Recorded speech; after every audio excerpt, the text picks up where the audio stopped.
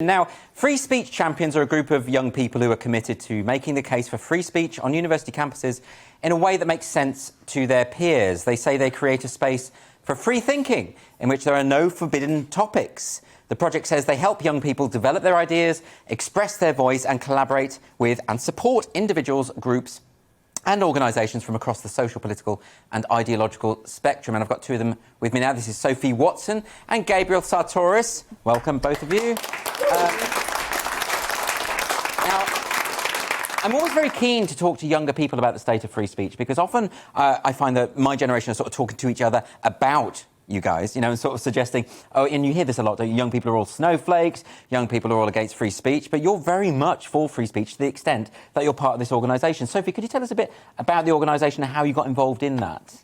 Yeah, so the Free Speech Champions is more or less what you've said. It's all about bringing people together, regardless of where they sit on the political spectrum, and promoting free speech, particularly within universities and people in our age group. And I think it's interesting that you say that about young people, because I listened to Kathleen Stock's recent interview on Women's Hour, and she said something along those lines, that most of the student protesters didn't actually know what they thought, and what she'd said, rather, because the adults in the room who are supposed to care about truth hadn't told them. Yeah, that was very interesting. Kathleen Stock, who some of you might know, was recently forced to or compelled to quit her job as a professor at Sussex University. And she recently and this was because activists objected to some of her views. But she said in that interview, didn't she, that actually part of the problem was that academics were misrepresenting her views to the younger people. So actually a lot of the young activists were sort of railing against a monster of their imagination. Do you think, I mean, just give us a sort of proportion, people of your age, people at university, are they sort of predominantly for free speech or against free speech? Are you pushing against the grain on this?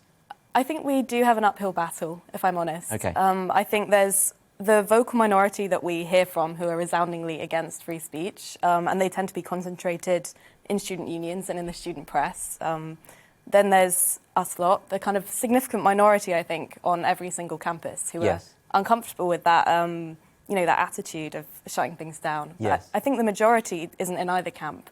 I think the majority is just people trying to get on with their degrees and not get drawn into anything too toxic. And those are the people that we have to persuade. I know exactly. Well, when I was at university, I think most of the people who got into student politics, they were just sort of the diehards. Most of us just wanted to, you know, laze around, watch Countdown and things like that. But Gabriel, what do you I mean, have you had any experiences where maybe staff or academics have pushed back against free speech, or do you think it is more the younger people?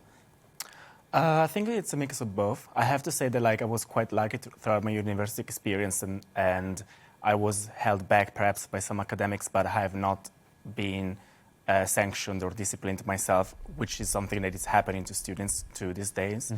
But I also have to say that my inability to speak up is the main reason why I joined the Free Speech Champions, because I felt that I had something to do in order to rectify the fact that I was unable to speak for myself throughout my bachelor degree. Right. Do you feel that the Free Speech Champions have been supportive of that? And did you feel that, in a sense, it was risky to speak out otherwise, without the support of other people? Well, indeed, sometimes I still wonder whether I should put on my CV that I am part of the Free Speech Champions or not, because I do fear for consequences.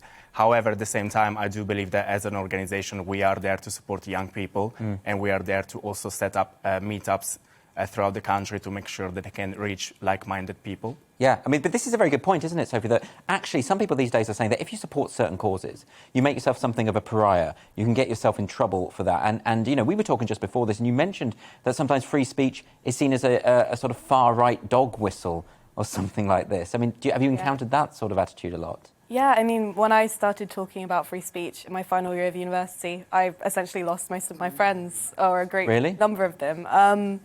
And that was what I heard all the time was, what do you really want when you're asking for free speech? Yes. Is it, why do you care about this so much? Why are you making a fuss? And the kind of unspoken implication is you must want it for some kind of nefarious reason. You want to say something horrible. I think that's quite sinister, isn't it? This idea that, you know, the only reason why you could potentially want to defend free speech is because you want to say the most awful things in the world. I mean, how low an opinion must you have of humanity, generally, if you think that's the case? I mean, do you think this has become a partisan issue now? That, you know, a lot of people think that those who are defending free speech must be right-wing, you know? Well, that's not been my experience since coming into the kind of free speech world, because I came into it via gender-critical feminism, which is traditionally very left-wing. I was president of the Cambridge Radical Feminist Network, I came into the Free Speech Champions, and there are people who are pro-life, people who are, variously libertarian or, quite far right on the spectrum towards whether it's social conservatism or whether it's the economic side of things.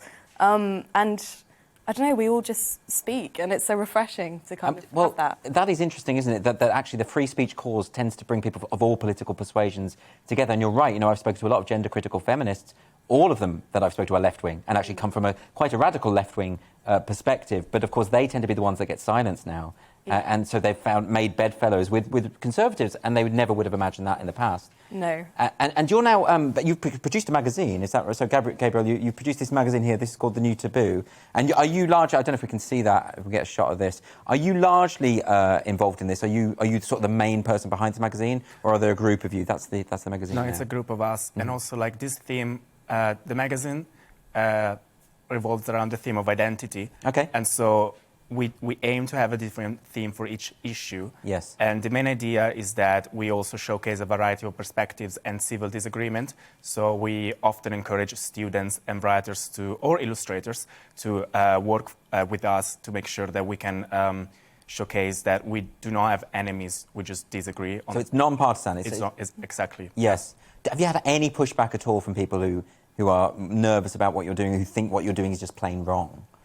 Well, in my personal life, yes, but and probably also in my professional life, I do have the suspicion that I've lost job opportunities because of me being public in regard to free speech. But so far, I guess I've been lucky, and also I'm an optimist, and I believe that we are actually going to win in the end. Yeah. How do you feel about that, Sophie? Because that is the big question, isn't it? I get this a lot, people asking, I want to speak out on these issues. I feel that if I do, it's too risky. And as a result of that, you end up with this kind of conformity. People just won't. Are you feeling optimistic that maybe in the future, and with people like yourself taking a stand, that it will encourage others to do so? Is that your hope? Yeah, I mean, that's why I'm here. If it wasn't for that optimism, I'd just be getting on with my MA and having a much quieter life. Yeah. And I think that it's easy to overblow how horrible it is on campus, because that social ostracism or that pushback can be really powerful and uncomfortable. But at the same time, you're pushed out of your comfort zone, and you're pushed into meeting all these other people, all these different kind of views. And I think that's a really good tool for getting young people together and working on this issue. Yeah, well, I did a talk at a university, and it was set up by a group of students, and they invited me.